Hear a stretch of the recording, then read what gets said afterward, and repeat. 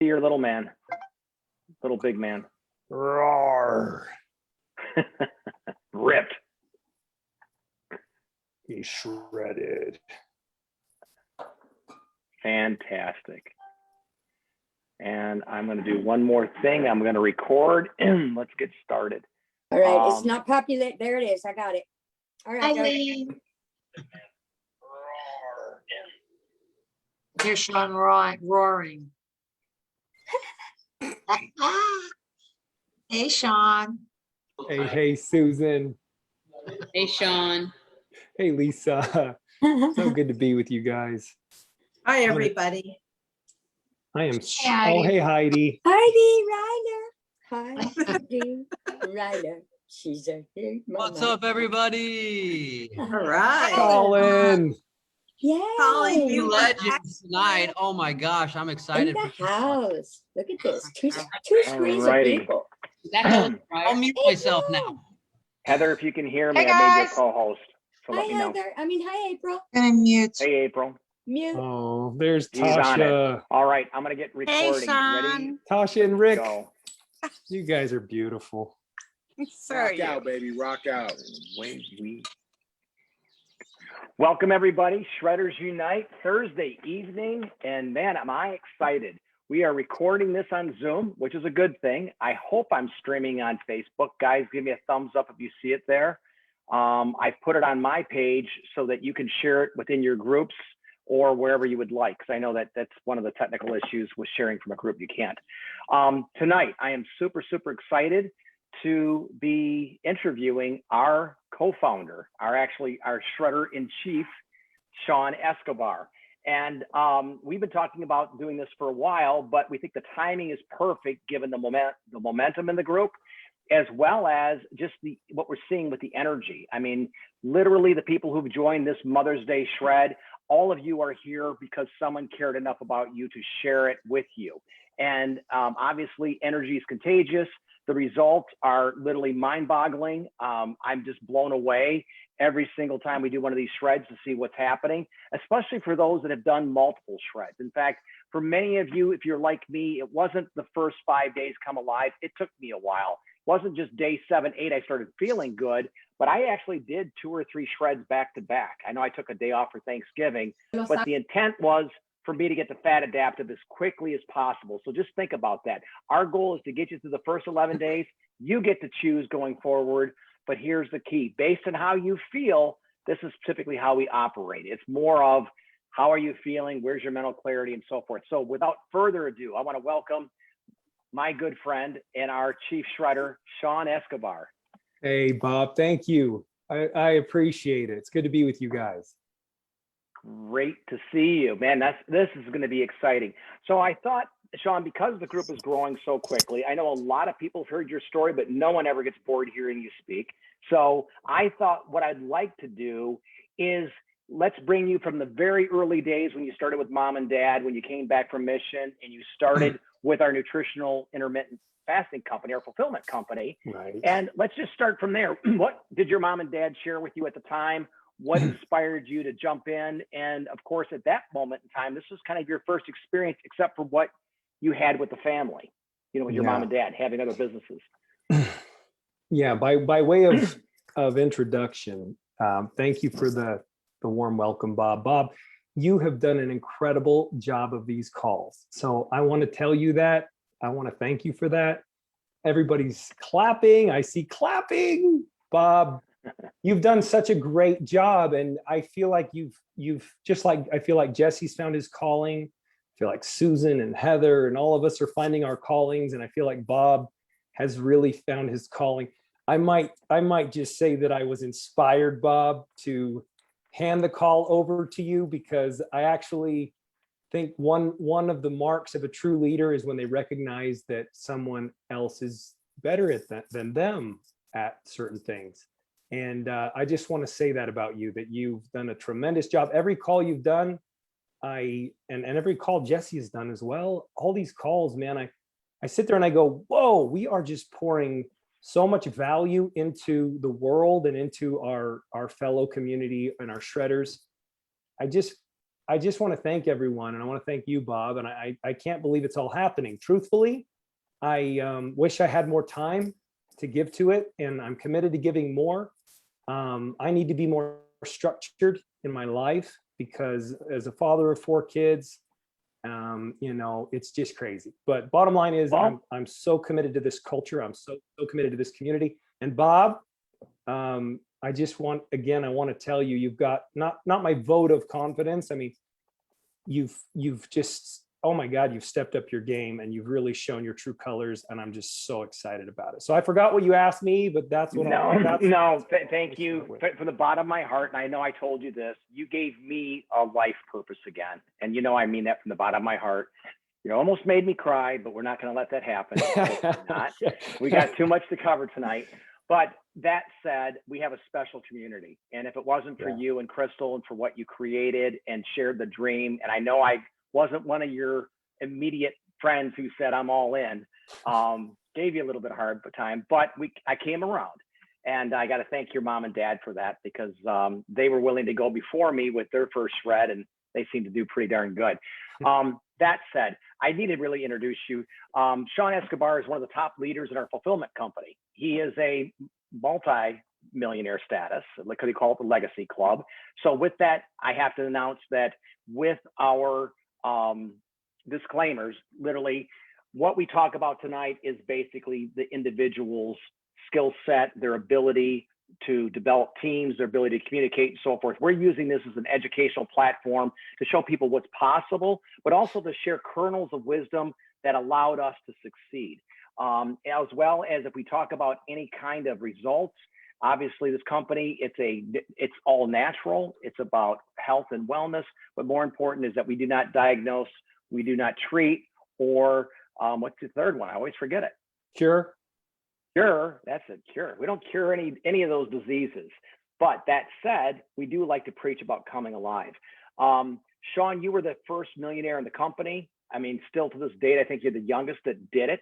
But you literally started, as I like to say, back in the day when all we had was a 9-day with no instructions. It was like digging the Panama Canal with a spoon, as Peter Greenlaw would say.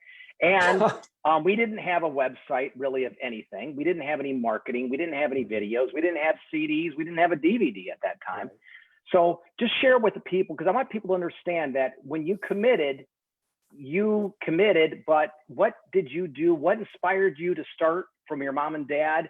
Why did you see the opportunity? And how did you get started in the very beginning? Okay. So yeah, thank you for kind of re-clarifying the question. Mom and dad, self-employed for my whole life, self-employed since 1973. I think it was 1973, my father had a newborn child and he came home. He was the #1 salesman for Sears, a little company called Sears nationally. And he came home from work and he told my mom, I quit. And she said, what? And he was making a killing at the time for a salesman. And, you know, for a young family, he was really doing well. And he was winning all these trips. He has all these awards. And he came home and he said, I quit. And she said, what the heck, Tony? And he said, I can't work for anybody anymore, ever again. And I won't. The rest of my life, I won't work for anybody ever again. Never. And my mom was just distraught, like, oh my gosh, where's the money going to come from? And I watched my parents my entire life work harder than everybody else that I knew, all my other friends' parents, because my parents were self-employed and they had to find a way and they had to make something happen. And I counted, and it was over 31 different types of businesses that my parents started and owned and operated. Everything you could think of, you know, whole house filtration, water filtration systems, carpet company, Italian restaurant, skincare company, nutritional company. I mean, so many different things. And you know what? The best they ever did was with a nutrition company, because my dad had really gone down that road. And but even still, when 9/11 hit, 2002, 9/11, my dad's company, my mom and dad's company was really hit hard, and they were small time and compared to the big ones. And so it really hurt us. They came into Isagenix, and They were desperate because they had incurred $650,000 of additional debt trying to keep their company afloat. And they were paying employees that they couldn't afford to pay, and they weren't getting paid. And I remember I got home from a church mission, and mom and dad were in so much pain. And I remember my dad kept saying, I'm living on borrowed money. I'm living on borrowed money. And we'd go to restaurants to eat, and dad wouldn't eat because he says, I can't eat. I can't, we're living on borrowed money. He was so distraught and emotionally just a wreck. And, and then at other times in our life, John Anderson had shown up. And John Anderson was the original co-founder of Isagenix. And he showed up again with Isagenix. And my parents said yes and really went for it. Now, my mom and dad became the first ever millionaires in Isagenix right then, like the first year. They did amazing things. It was unbelievable. And then there was me. And I was the youngest of 4 kids. And I didn't know what I was going to do. And I remember I got home from my mission, and I remember my brother he gave me a whole stack of books, and he stuck them in my hands. And I said, what is this? And he said, you're going to college. I've already enrolled you, and you have class on Monday. And I remember going, I don't want to go to college. I hate school. And he said, well, you're going to college because if you don't go to college, you're slothful and selfish. And, kids would kill to have a paid for education. Dad's willing to pay for it.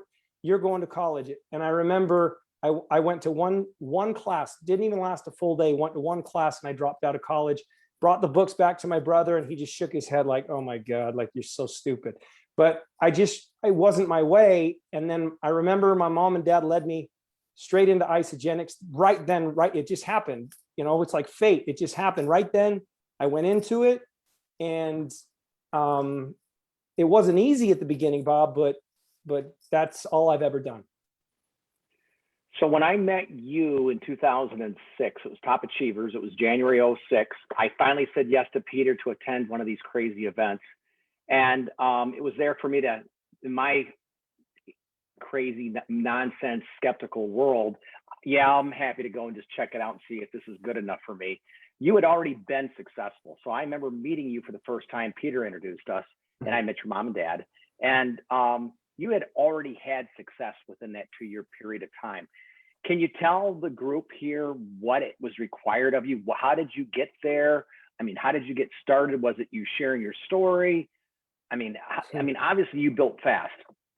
I was cracking up when I heard Colin Greenlaw on your call, and he was talking about how him and this other guy, I think his name was Nick, and they would pretend to be pregnant women online, and they would be messaging women that needed to lose excess baby. I was cracking up because I actually thought to myself, oh my gosh, like, whoa, he really hustled, not hustled in an unethical way. I mean, that's questionable, but that's freaking funny because he was young, and when you're young, you do crazy creative. things. It was creative. Yeah, there you go. So I was hustling. I mean, I worked so hard, Bob. And Crystal as well. We worked so hard.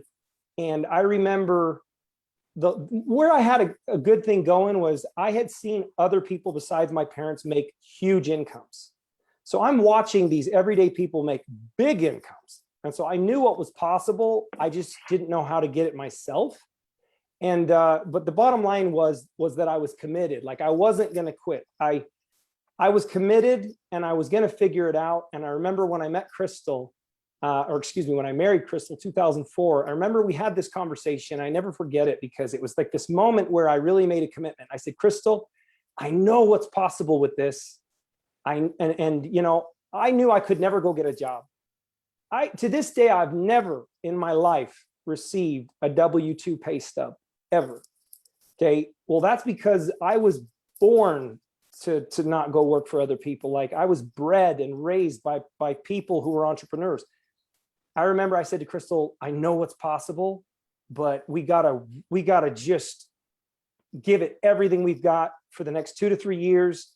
And we got to scrape and claw and dig, and we just have to give it everything we've got, because I know what it did. See, the perspective was this, Bob. I watched my parents struggle and slave away my whole life in self-employment and barely get by. But then with Isagenix, they were able to really set themselves free so fast. And I remember thinking, but it wasn't just them, it was all these other evidences, all these everyday people, wonderful people from all walks of life. And one thing they had in common was they weren't professional network marketers. And I remember thinking, if they can do it, I can do it. And I said to Crystal, we're going to get everything we've got for 2 to 3 years. And she agreed. And I'm not joking. Like that first couple of years, my wife was pretty much a single mother. I worked my ass off.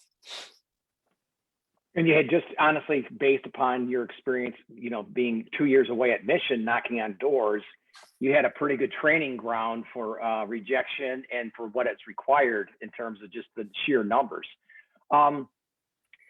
When your team started to develop early on, and I wanted to mention this because I think we can bring it forward and tie it to ER Shred.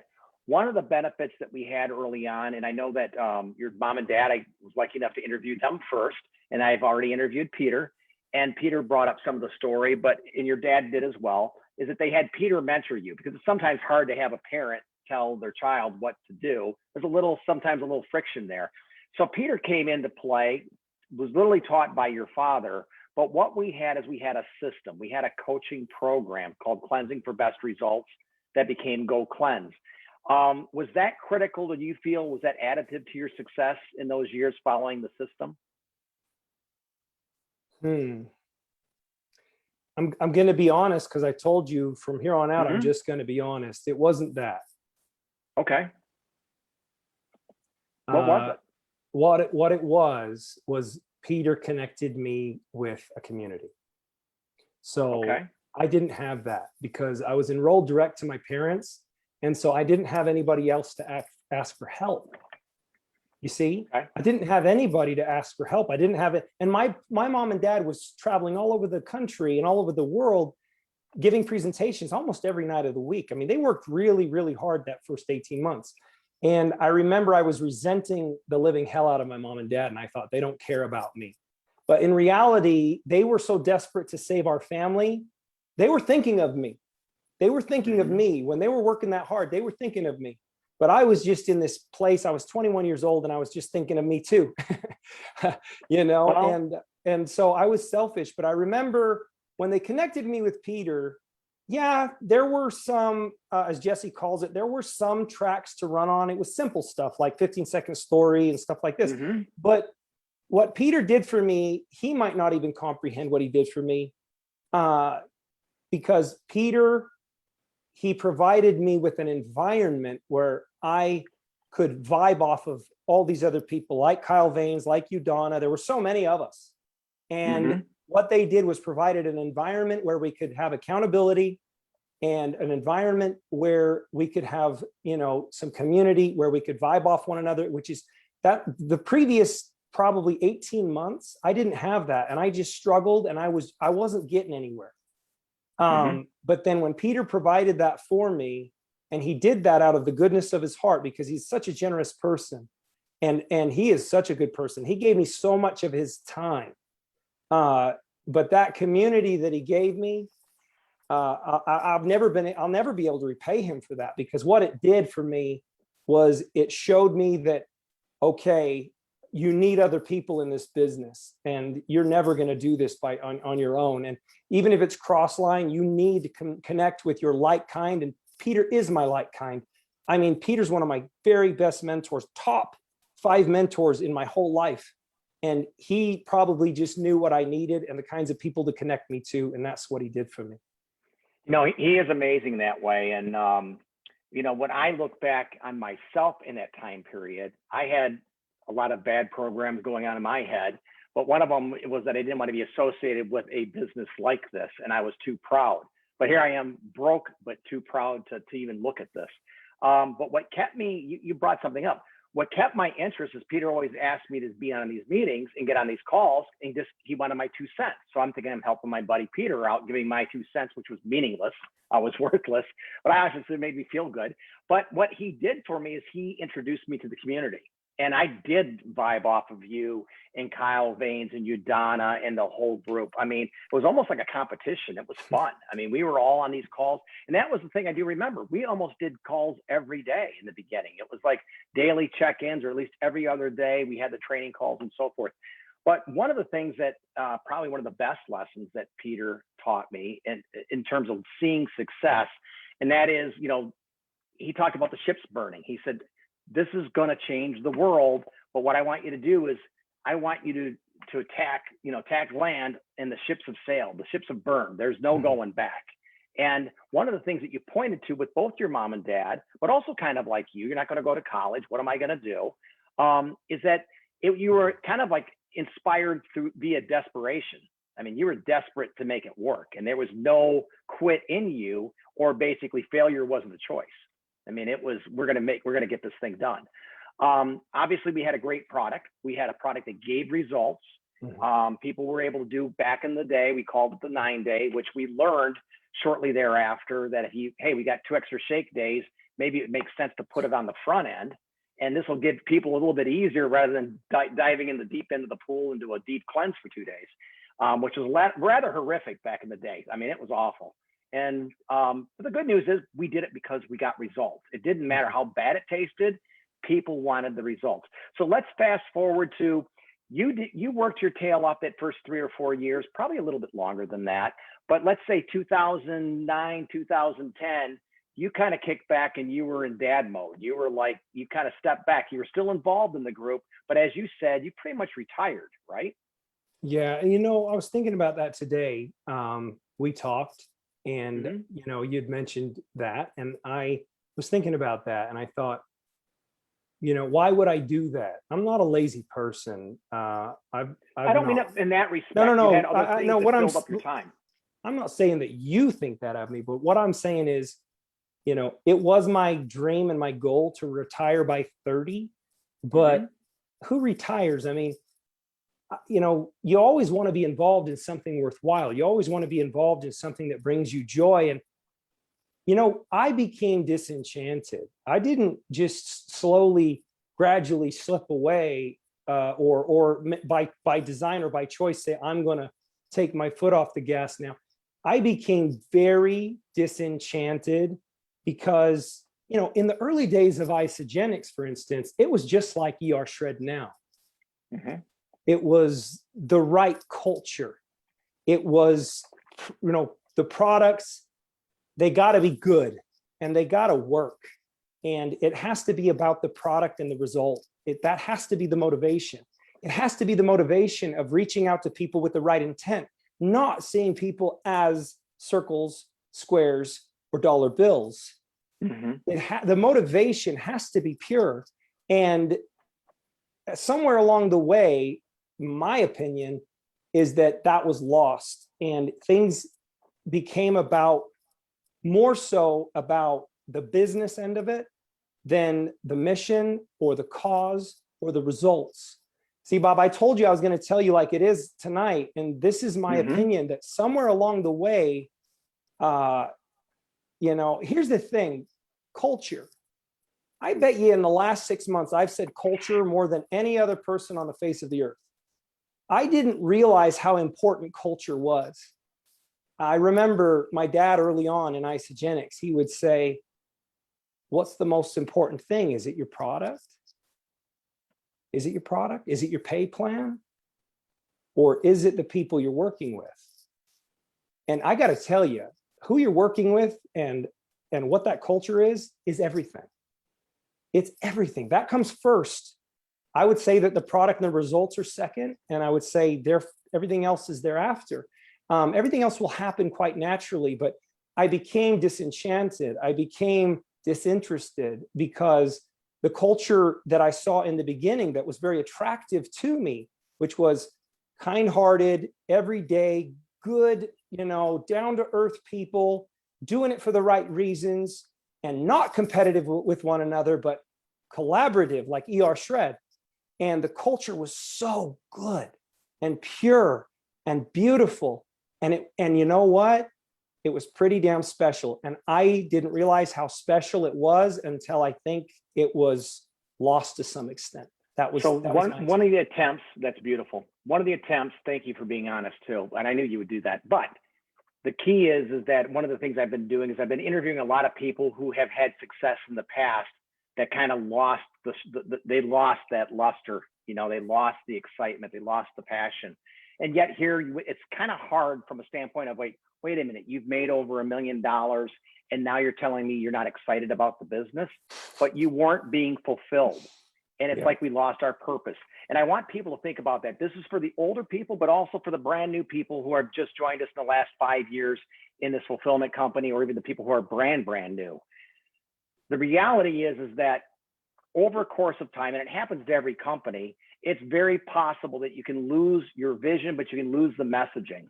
And I think what you're saying, Sean, is we lost the culture because we kind of lost the messaging of who we were and why. We lost our purpose. And I'm not pointing fingers. I mean, it just happens. No, I don't even blame. I don't. You know what, Pete? I don't blame corporate Isagenix for any of this. Not at all. You know, this can happen when anything gets too big. When anything gets too big, it can become hard to control. So I actually look at it like the field dictates the culture.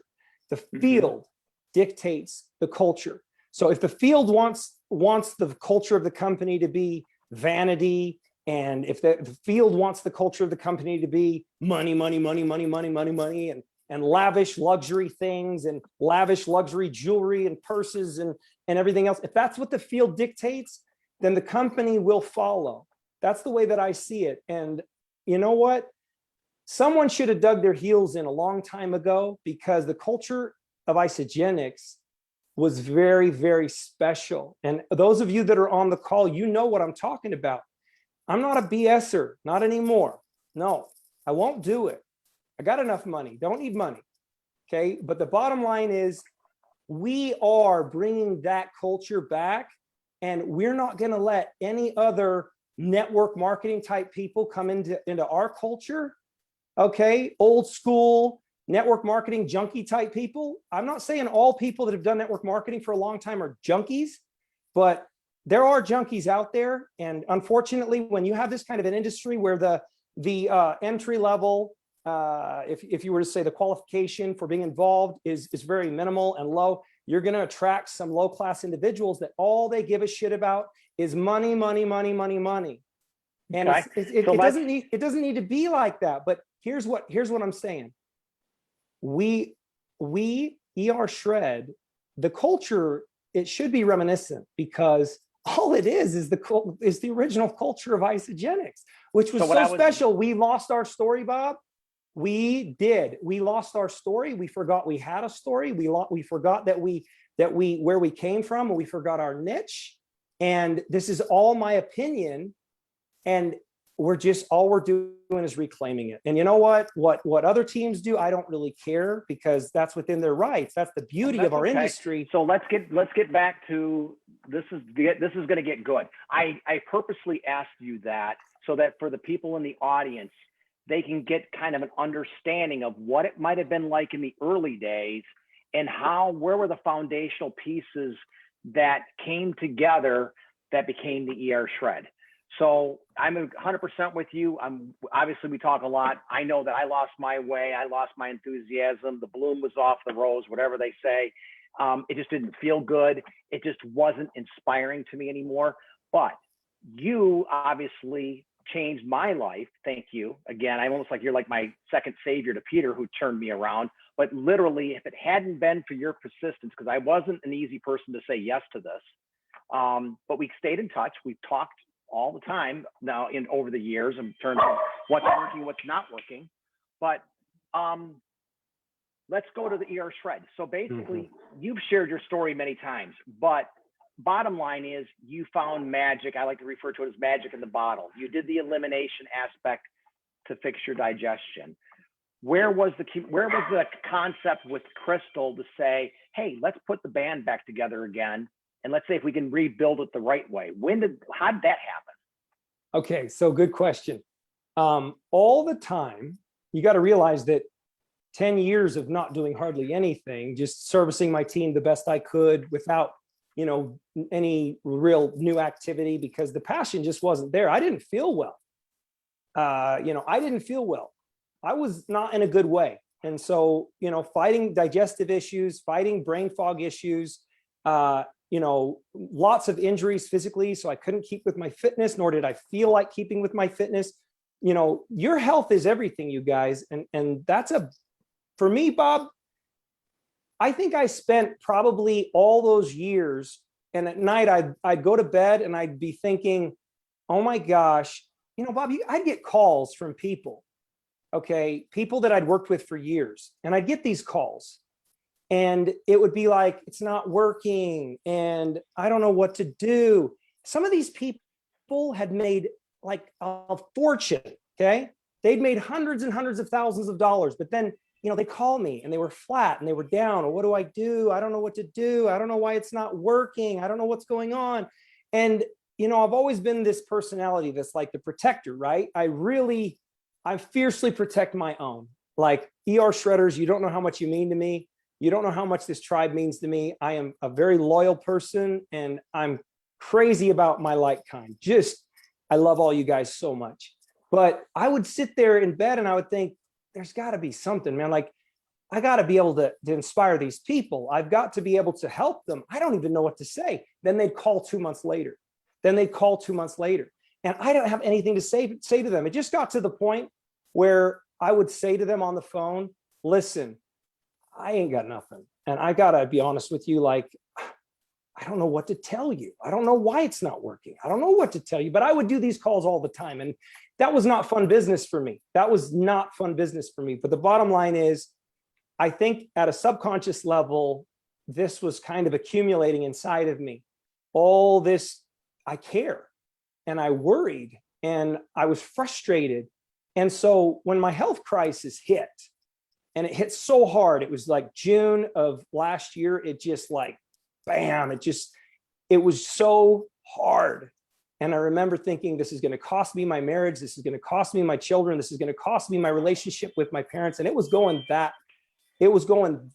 ugly. Like, it was so dark and ugly.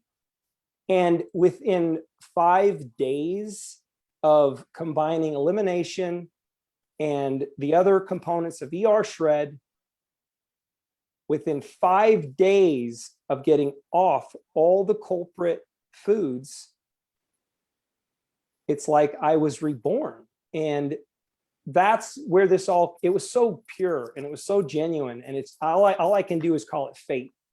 But I do remember saying to Crystal, we have to help people. How many people are out there hiding and they feel just like us? And if they were to be honest, how many people out there, they're actually not building? They could do it, but they're not, because they don't feel well. And they're pretending, they're playing the game that I was playing. So people would call me and I would put on my happy face and I would put on my enthusiastic voice and I would say, oh, hey, how you doing? Oh yeah, everything's going great. Yeah, whoa, blah, blah, blah, blah. Oh yeah, so great. But in reality, I was faking that because I didn't feel well and I didn't have passion for what I was doing. And I felt disingenuous and like a liar and a cheat. And you know what? That's probably one of the reasons my health was so shot. It was kind of interconnected. One would feed off the other, and it all culminated in June of last year. So you did the elimination aspect. I know I was on the phone with you at the time, and you were experimenting with a lot of other alternatives. You looked at a lot of different things, and one of them was the incubated shake, which I beat on you about, hey, you got to try it again. I did that, it didn't work. I did that, it doesn't work. That's not going to work for me. And I told you about the bone broth. Interestingly, you did think, okay, that's new to me. I'll try that. Mm-hmm.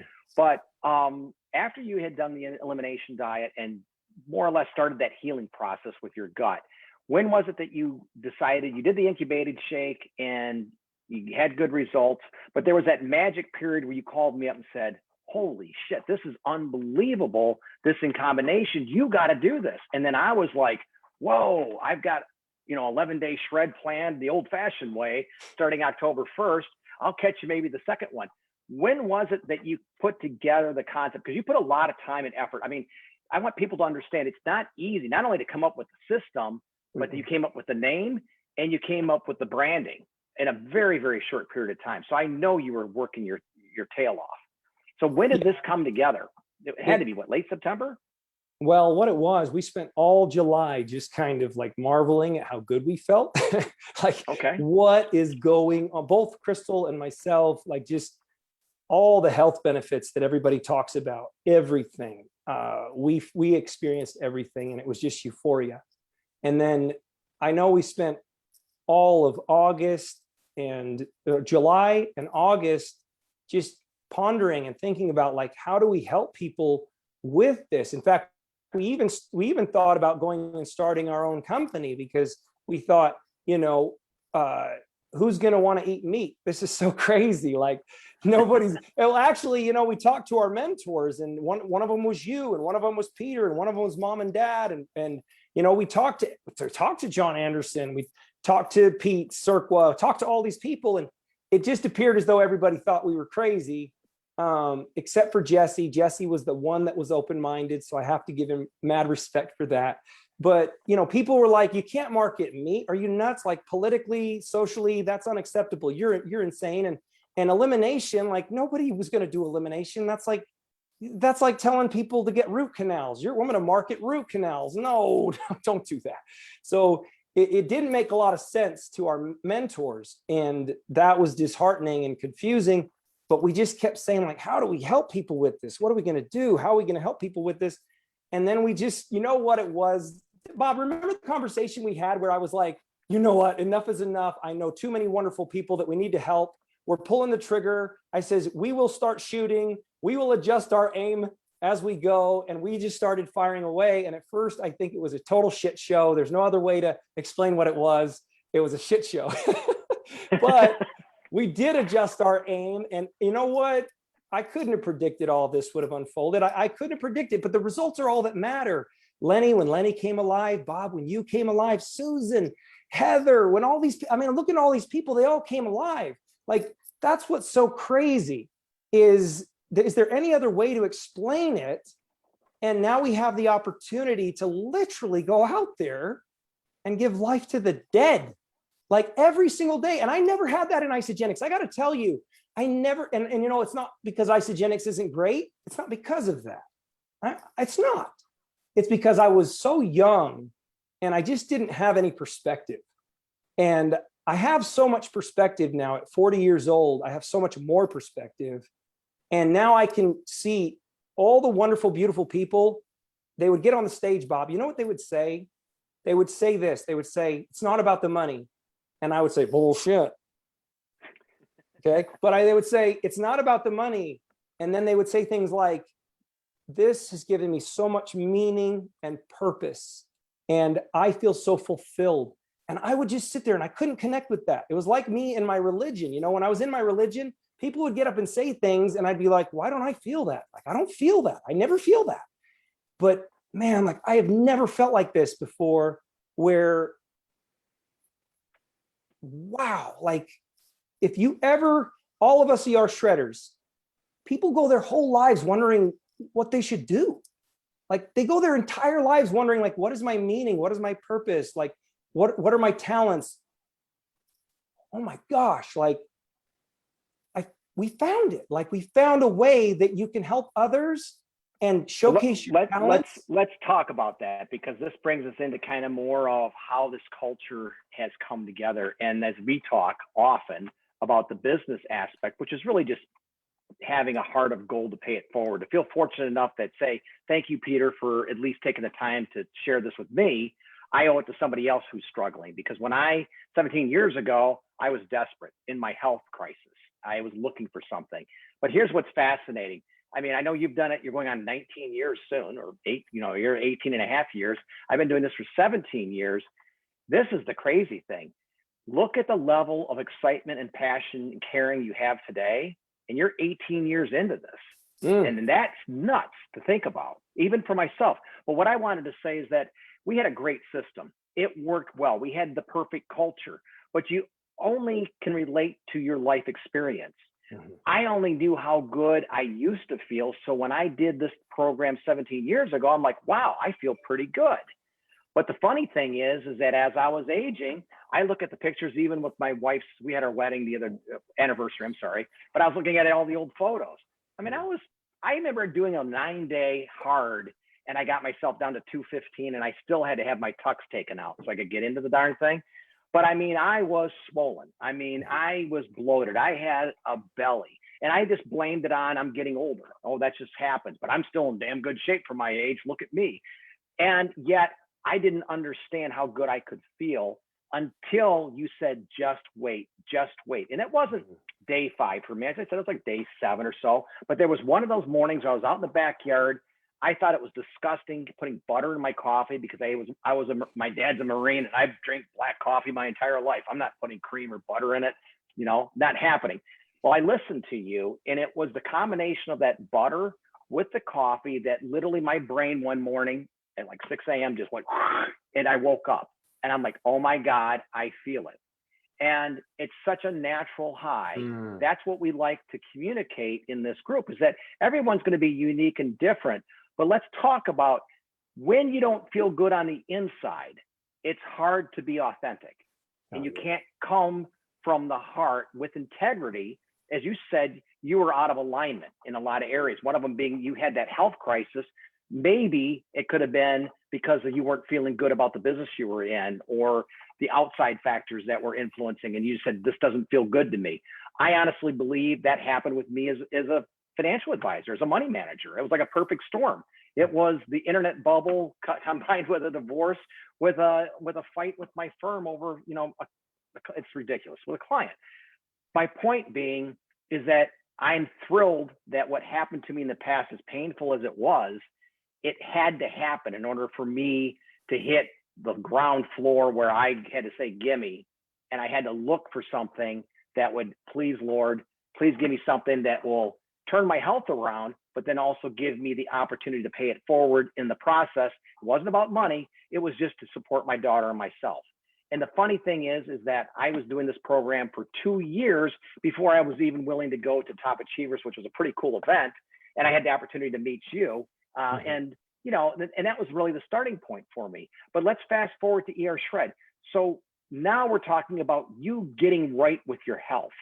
And one of the things that we emphasize on is we want you to do it by the book to the best of your ability so that you can get the very best result for you. And what happens when you get your mind right, when your mind woke up? Because I know you told me you were in a bad place, but when this all came together for you, you were literally like, oh my God, I'm a different person. And your dad even said that to me. He said, I feel really good after 11 days, but I cannot stop thinking about what's happened to my Sean. And he said, I can't deny what's happened to him. He's come alive. He's a different person. And when that happens naturally, it's hard not to share it with others. So we talk about being a heart, this comes from your mom as well, but basically leading with a servant heart. We talk about being from your passion, what is your story? But tell me about, when it ties together, this is so empowering.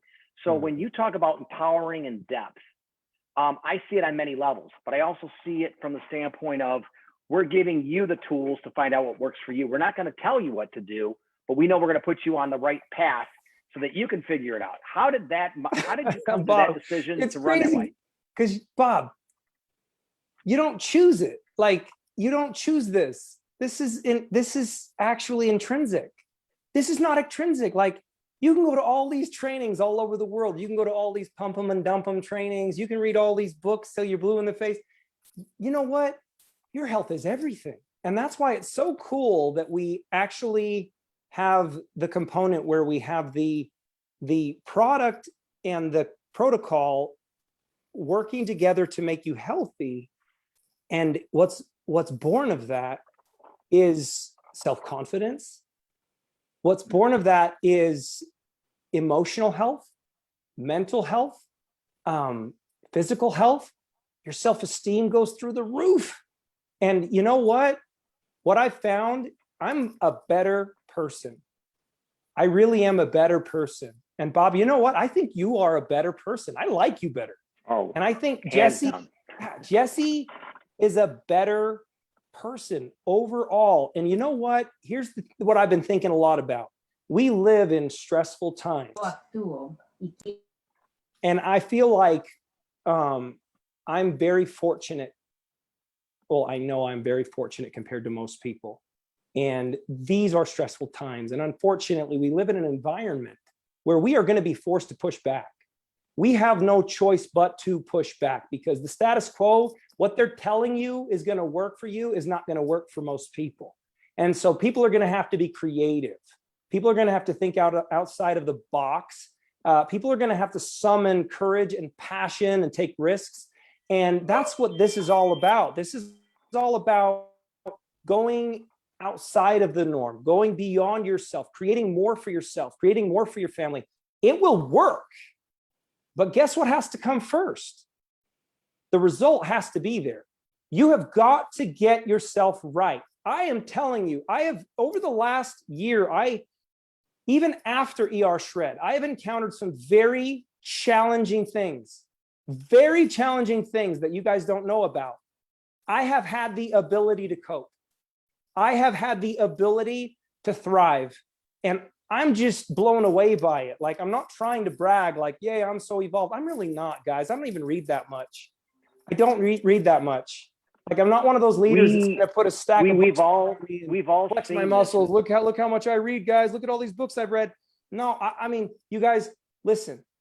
What this comes down to is, are you willing to share your experience with other people? That's all that we do. What is your job description, Stephen? Stephen, what is your job description? I'll tell you what your job description is. All it is to share your result with other people. Do they need it? Could they benefit from it? Is it that simple? The business is so simple. And the problem, one of the big problems, Bob, where we got confused, we lost our story, we lost our everything, our mojo, is because it got so confusing. And here I am, a simple-minded person, a simple person that I value simplicity. I choose simplicity. I did very well in school. I had a 3.7 GPA accumulative, but I value simplicity and I don't value scholastics.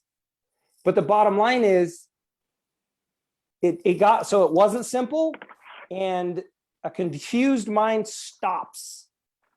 A confused mind stops. Jim Coover says that a lot. And it got to be so complex and so everything, all these different things. And you know what? I got to tell you something. What is your job description, Susan Rothman? You had a result. Hey, you know what? Go share it with other people. And you know what? Think about this. Susan's in the desert. Susan is just dying of thirst. Susan's like looking around. Oh my God, I haven't had water in 3 days. I'm going to die. And someone hands Susan a great big bucket of ice cold water. And Susan drinks it. And she goes, oh my God, I feel so much better. Oh my God, I thought I was going to die. I was miserable. I've never been like that. I lost everything. And then guess what they say? Susan, hey, do you want to do something fun? Go take the bucket. Go share it with all these other people they're starving in the desert. And she's like, whoa, really? I could be a superhero? Always wanted to be a superhero. That's our job description. What could be better than that? One of the geniuses of ER Shred, and I want to make sure I get this in, is that in order to be successful in business or in any endeavor, no matter what you do, it requires you to be right with yourself. It requires the right mindset. And you just mentioned that. And as one of the benefits that we didn't anticipate, or I know you did initially, it was your gut health, is that our minds, we woke up. We literally got excited about life again. I stopped watching the news 24/7. I was attached to CNBC and I had to know everything that was going on, like that was going to really matter. I don't sweat the small stuff. I am a happier person. I am a better husband. I know I'm a better stepdad, and I'm fun to be around. I don't know. I'm thinking, man, who even liked me in the past? Because I didn't even like myself. But Bob, you're one of the most humble guys I've ever met. the one thing that I love about this is that in order to be successful, we're giving you the opportunity to get the result that will allow you to heal your mind, not just your gut, not just losing weight, but you will allow you to heal your mind. And when your mind wakens up, as you said, you become spontaneous, you're excited, you're energized, you're willing to get outside of the box, think differently. And that's going to lead to more success with Shred, because without this getting in the way, we know our system's easy, it works. It's just, as Jesse says, suck it up, buttercup. We know it's hard that first couple of weeks. We know it could be hard on you for a couple of months. But the prize at the end of this rainbow is so precious that once you get it, that lightning in a bottle, you will never, ever want to give it away, even if it just means that's where it ends. But let's talk about the business. So the business requires the right mindset. And what I believe in what you exemplify and what your parents have done is that you care about others and you basically elevate and celebrate other people's success, because it's not about you, it's not about me, but it's how do we make other people feel? How have we impacted their life? And I know from these testimonials, and some of them get quite emotional, I know we're changing lives. So my goal, and it's a simple business model, as you've taught me, I mean, it's the simple, we overcomplicate it, is that I understand that if we can get everybody on this team to think about just getting your products paid for, and then you do the same for the people who you bring in and make sure they understand by paying it forward, they too can get their products paid for. You have a sustainable business. It's on perpetual motion. It will never end. And the whole concept is starting with results, but then sharing it with others. So when I look at this business of what's possible, I know pretty much you put it in my lap and said, hey, go run with it. But the reality is, you started to touch on this. I think that the economy, like it always, and it will always do this, it's going to go through cycles. We're going to have boom and bust cycles for the rest of our lives. That's just the reality of it. But what people tend to forget is what the sacrifices were when things got difficult. So when times are good, I'm telling people, hey, as an investment advisor, you got to prepare for plan B, or you want to have that rainy day fund. As the economy gets challenging, or you have a pandemic that we're dealing with, now a lot of people have been knocked out of the woods and they don't know what's up or down, but we have a solution that can get their health back, their mindset back. But let's talk about what's possible in terms of, what do you see as far as Shred? Obviously, you see what's happened in the last 6 months, surpassing all expectations. But what do you think the opportunity is, given what we have today compared to what you had 18 years ago? I love all the content that you offer up on the call. What you just shared is really an education, and I hope people listened. And if you didn't, go back and listen to what Bob just said, because you better figure some stuff out. It's time to adapt. It's time to step up. And when you have your health, you can, and you will. The culture of Shred, Bob, is what's special. I would include all of us, even all of us here. I don't think any of us realized how cool this could be and how fun this could be. And, like we joke about eating meat, and, we have fun with it. And we joke about eating butter, and we have fun with it. And we are literally saving people's lives. Like my mom always said something so beautiful. She'd always say, the way that I see this line of work is, imagine if people are, in the ocean and they've gone overboard and they're floating out in the ocean. And, we've got these life preservers and we can throw them this life preserver, right? The financial opportunity with Shred is legit. Shred is going to blow up. You guys have not seen nothing yet. You haven't. I remember being on a call with Jesse, and I remember Jesse said this. He said, Shred is going to be the biggest nutritional protocol in the world. He said, it's that good. And I sat there and I thought, did he just say that? Like, did Jesse just say that? Because, like, is he allowed to say that? And then I thought, you know what? We're allowed to say that. Based on what it's done for me and for all of us, I think we're allowed to say that. And we're allowed to believe that. And nobody can stop us. And you know what? We're just going to keep having more and more and more fun. And we're just going to keep helping more and more and more people. And guess what happens as a result? You focus on the mission of enriching people's lives. everyone on this call has had their life enriched. I just want to tell everybody that I love them.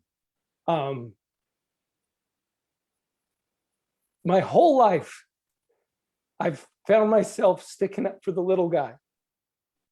My whole life, I felt like, why was I so lucky? Lucky to have good parents, lucky to be blessed physically, lucky to be popular.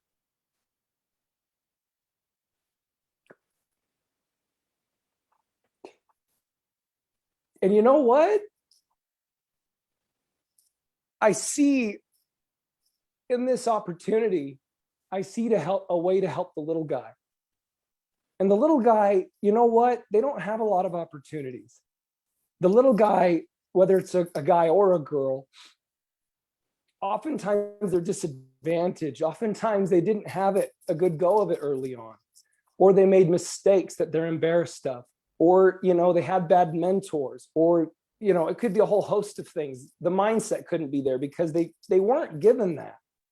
And I view this industry as, you said, Bob, it's a home. It's a home where people from all walks of life, where people, that have been disadvantaged, we don't discriminate. We don't discriminate, and we're all about it.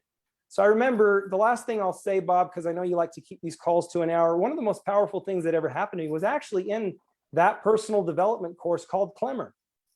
Mm-hmm. And I hated every minute of Clemmer. I mean, you'd have to know me well to know that I hated every minute of that personal development. I went to a 3-day thing, and then I think I went to a 5-day thing, and then I passed on the 10-day because I wasn't going to go for 10 days. But I remember on the 5-day thing, something pretty special happened. And I will say this, I learned a lot, and I took a lot away. I hated every minute of it. I really did.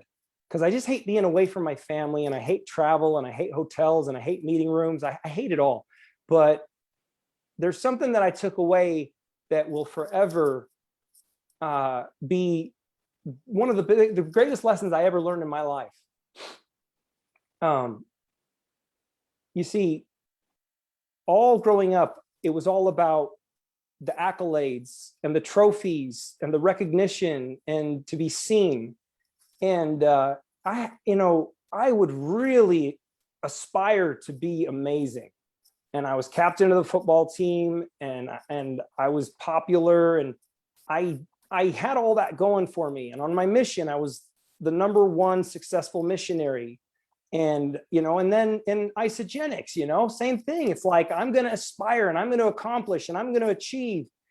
But what I never really took into account is I'm very fortunate in so many ways. I've been unbelievably blessed. Okay. Beyond most people. Well, I'm in this personal development thing. And Bob, you remember, I think it was called it was mastery or something. And it wasn't PM, but it wasn't hard. It was the middle one. But the advanced? Yeah, we went to advanced, and I went through this obstacle course. And I remember in the Redwoods. Yes. And I remember I had a partner, Bob, and his name was Michael. And he was wonderful. And it was a funny situation because, when they make you pick that partner, you have to stand there and stare him in the face for a long time. And he was shorter than me, heavy set guy. And I remember staring him in the eyes for a long time without saying anything. I thought, this is just so goddamn awkward. And oh God, this is so weird. And, whatever, I'm not saying you have to subscribe to that or do those kinds of things, but I did it. But I remember getting to know him and realizing how disadvantaged he'd been his whole life, right? Well, there's an obstacle course. I rip through the obstacle course. I make it up the wall first, Bob, right? Because I'm first, right? And I get up there, and the person that gets up first, they got to start pulling people up this wall because the wall's 20 feet high, right? And I'm pulling people up. And then I pull Michael up, and Michael gets up there, and Michael turns around, and Michael starts pulling people up. And I remember I'm pulling someone up, and he's pulling someone up, and I'm pulling someone up, and then I look at him, and I thought, oh my God, in that moment, I realized he'd never had that before. He'd never been the hero. And this was a man that by was, the way, that was like a 20-foot wall or some crazy darn thing. We had that in common. We were both picked to go up first. Yeah. But we couldn't stack each other, but we had to figure out collectively with a room of like 70, how are we going to get all 70 of us over this wall? And it starts with one person, but it's a team effort. And that was one of the most important lessons that I had. But the reality is that it wasn't me being the hero or let me go first because I'll be up there, I'll pull people up. It took everybody's effort to get everybody up. And it was the realization that I was just one small cog. That's what you took from it. And I didn't take that from it. Okay. And everybody has their own experiences. So I remember looking at Michael, he's pulling people up and he's you could see his heart is like swelling, right? He's like turning into a superhero, right? And you know what I did? I walked down the ladder. I stepped down the ladder. I went all the way down. I went all the way on the other side of the hill. And I was watching him do it. And it was like I was literally witnessing a movie, and Michael's pulling people up. He's pulling everyone up and they're all going, Michael, thank you, Michael. And Michael, like his chest is just like swelling. And I remember standing there and this guy, Patrick, that was the main head trainer there, he comes up behind me and he goes, something just happened, didn't it? And I said, what? Nobody knew what I was doing. You know what I mean? Nobody knew. And Patrick walks up to me and he goes, something just happened, didn't it? And I said, what do you mean? And he goes, you realized something, didn't you? And I said, mm-hmm. And he goes, you've had enough recognition in your life, haven't you? And I said, yeah, I have. And it's always stayed with me, Bob. Like, I think if you want to be truly happy in this life, my dad and my mom have a quote, and it says, the light of a candle is never diminished when it's used to light that of another. And I went most of my life, at least I went half my life, at least, always wanting the light to shine on me. And I wasn't shining it on other people because that was threatening to me. And I thought that diminished my light. ER Shred is all about shining the light on other people. They're the heroes. And what's so cool about it is they have the ability to go out and create more heroes. Like, what's cooler than that? The worst thing about a superhero is they're the only one. The coolest thing about ER Shred is we can all be superheroes, and that's exactly what's happening. Mimi, the clown, is freaking ER Shred superhero. So basically what we talk about is empowerment, and like we could probably end it with this, is that we're empowering people to take control of their health. And we know that we're giving you a lot of latitude to choose. You can do whatever you want. Just do it hard for 11 days. Let's see what happens. But the other part about empowerment is having the ability to have financial freedom or choices, the choice to choose what you want to do and when you want to do it. And very few jobs that the quote unquote job showing up 40, which doesn't exist, 40 hours a week, 60 to 100 hours a week, working your tail off and taking vacations when allowed to, doesn't allow for that. And that's what I look at ER Shred in terms, we can make of it what we want, but it's empowering to understand that not only do I have my health back, and I'm confident, you can't steal that away from me. I own it, just like you own it. I share it with others, and it's just, my limitation is only who am I not willing to share it with? I mean, the more people I share this gift with, and we have the community. I mean, I'll do the Jesse. Let's end up with the community. We have created something so special here, a culture, a movement that I have never seen in my lifetime in any corporation, in that we're not financially connected, but people truly love each other. They care for each other's success. You see it in the posts. You see it in people, how they give of themselves and their time just to help people over the wall. That's a great analogy that you just used. And in the process, we can watch other people become their own heroes, be it gives them a leg up in their business, helps a kid through college, maybe it becomes a full-time opportunity like you and I have taken advantage of. But the whole opportunity is it's your choice. You get to choose in. You can choose in for your health. You can choose in for the business side in terms of whatever drives you, but it's up to you to find that why. I have always said it's passion. When passion meets purpose, it's magical. It's no longer work anymore, but it's up to you to find what that passion is for you. What is your why? And I know you've mentioned several tonight, Sean, and obviously now that you've given me the example of the hero going over the wall, which was not my take on it, is that you've allowed me to become a hero. So thank you from the bottom of my heart. You've given me life purpose again. I mean, truly, I have never been more excited in my lifetime about what's possible. And part of that is because of your success, your mom and dad's success, my good friend, Peter, my best friend, Peter Greenlaw. I mean, his crazy success. I'm thinking it's unlimited. It's just that how do I, and thank you, that candle example. I just want to know how I can improve. How can I help other people light their candle? Because if I can get you lit up, anything is possible. And it's your choice. What do you want to make of it?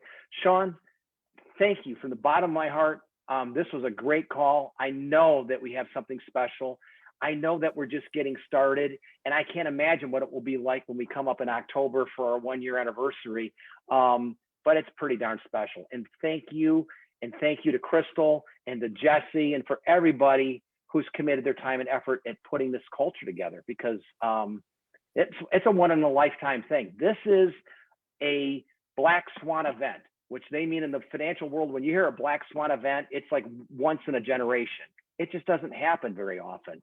And again, thank you for the bottom of my heart. Guys, I know we went over an hour. I hope you can give us a little bit of latitude on that. But Sean, is there anything else that you would like to add to this? I got one more thing to say. Where's Teddy? Because I want Teddy to shred something. Teddy, Teddy, shred. come here, buddy. Come here, buddy. Come here. They get shredding.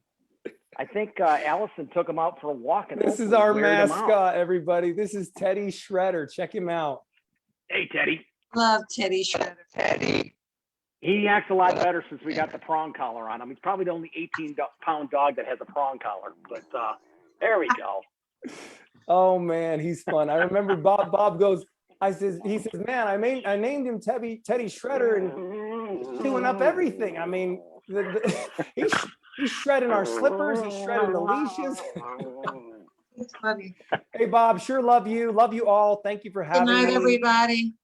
Good night, everyone. Thank you. Awesome call. Great call. Good night. Good night. Thank you. call. Love you guys. Love you guys. Bye, everybody. Good everyone. night. Love you guys all. Bye. Bye. Amazing, amazing. Have a Bye. good night, everyone. Good Bye night, guys. buddy. Good. This is awesome. All right.